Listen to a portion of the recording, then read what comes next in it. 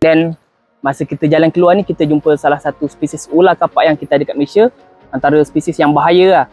Kalau kat Malaysia, kalau kau tahu, ni nombor 1 kes untuk snake bite. By Viper, dia nombor 1. The highest case for venomous snake upon snake bite is the one that we're going to talk about right now. It's the Malayan Pit Viper. Ya, kalau selasma rhodostoma. Yeah, they are highly venomous and highly defensive, and I can also say they are highly aggressive. And their venom is not a playful thing. It's an immediate thing once you get bitten. Yeah. Fatality teruk lah. Fatality rate is quite high upon the snake bite. So it's not a species that we're supposed to mess around. And we are here just to share knowledge about it because we actually encountered the species.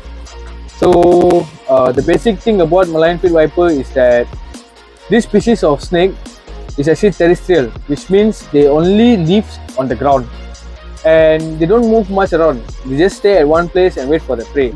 But when you go and disturb the snake, in defense form, the snake can be extremely defensive. For example, when you try to provoke the snake, what they will do is they will jump twice the size of their body just to strike and attack you. They will not give any warning or no any other warning signs to keep away from them, you know. Dia tak macam cobra. Cobra kita kacau, dia akan huding lah. Maknanya dia bagi tahu lah kau jangan datang dekat. But untuk Malayan Pit Viper tak ada. Yeah. So that's the issue with this Malayan Pit Viper. They doesn't give any warning, and then that's the reason why the case of people getting bitten by the snake is very high. And plus their venom is quite strong that it can immediately take effect and it dissolves tissue. So it's not a joke to mess around with the species. And another thing about the species is when they are on the ground, they're 100% camouflage with all the dry leaves. Unless you spot them on roads or on like stone place, and then you can easily spot them. But once you place them on dry leaves or you see them on dry leaf, you can never immediately spot them. That's why lah banyak orang kena. Yes, mostly apa ni lah, berkebun lah. You know the people who actually goes to the rubber plantation, the one who works in rubber plantation, high case of getting bitten by the snake. So and then normally they feed on rodents. Yeah, rodents. Mostly they feed on rodents. Rarely they eat on birds. Yeah, also frogs. They eat frogs because they're terrestrial species, right? So they feed on what moves on the ground. And they can strike multiple times, and they are extremely fast on striking. Okay, cuba engkau terangkan kenapa dipanggil ular kapak bodoh. Okay. Ular kapak bodoh atau ular kapak malas. Why they call it ular kapak bodoh, which in Malay means stupid pit viper. Sorry to say about that, but that's the term that we use in Malay. Yeah, our people call it. They call it that way is because the snake only stays in one place. It doesn't move at all, no matter what happens. Even kita kacau. Yeah, even if it's an earthquake or no matter what, even if like lorry or anything is moving around, it's still not going to move. It's just going to stay in one place unless you provoke the snake. Tapi still, dia lepas the strike dia stay. Yeah, dia tak it doesn't lari. move much. It doesn't move much. Just that the strike is twice the body length, and then you come back to the original place. It doesn't move much, which can be considered one of the lazy snake lah. Yeah. So that's why nama dia ular kapak bodoh ataupun ular kapak malas. Betul. Stupid or lazy. Stupid or lazy pit viper. But this species is quite dangerous and they are quite famous in Malaysia. No, I don't. Yeah, in Malaysia. Tapi kita boleh jumpa juga dekat Indonesia, Thailand. Yes. So, but this species only can be found in certain region of, specifically let's talk about Malaysia.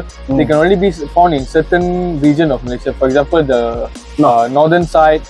But since now due to overexploitation, now the snake is everywhere in Malaysia. Can be found. Even in deep forest. Normally the snake is not meant to be found in deep forest. They are towards all this plantation, like the oil palm, rubber plantation. Ni, kalau kau ingat, dekat area rumah kau. There's one thing about this snake. They are actually not meant to be in deep forest, as I say, right? There was once an incident where we actually went for hiking and people lodged a complaint saying that they found this snake in hiking trail, which is no sense at all for the snake to be there. So bayangkan, sepatutnya dia ada dekat utara ataupun sebahagian daripada Kelantan. Tapi kita pernah jumpa dekat Bukit Sagar. Bukit Sagar. Ceras. Ampang. Yeah.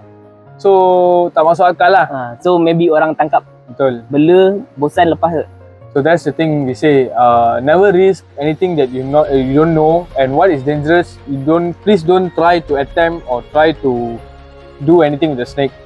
Just admire them from far, study about them, and then just leave them in peace. It's better for you and also for the snake. That's a gentle advice that I can give to you guys. And another simple advice is, no matter what kind of species of snake, if you are a beginner or you're an experienced handler, just don't try to handle anything. Ya, betul. Yeah, it's the best thing for you people. So Bimo, apa kata kau describe kan? Macam mana rupa dia? Okay, for the Malayan Pit Viper, simple. They are actually brown in color, just look like dry leaf. You see these leaves? They're exactly this color, but they have triangular shape. By the way, sekarang ni kita jumpa atas jalan raya. So kita akan letak video atas jalan raya dan kita akan cuba ubah dekat daun-daun mati kat belakang ni supaya kita tengok differentiate. To differentiate. Sebab selalu dia duduk atas jalan raya ni sebab dia nak haba. Tapi kita akan ubah dia atas daun ni untuk kita tengok macam mana ni. Nak cakap macam mana differentiate lah. To differentiate between. Tapi memang susah. Yeah. Because we want to show you people, because this case is quite high, right? So we want to educate you on if the snake is on the road, how obvious you can see the snake, and when it's placed on the dry leaf where it is totally camouflaged, can you spot the snake?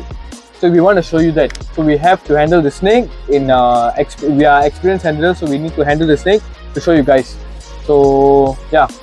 So basically you can identify the snake with triangular head, thin body, not as thick as you think, thin body with triangular peach colored patterns on the body with dry brown color, like the dry leaves color.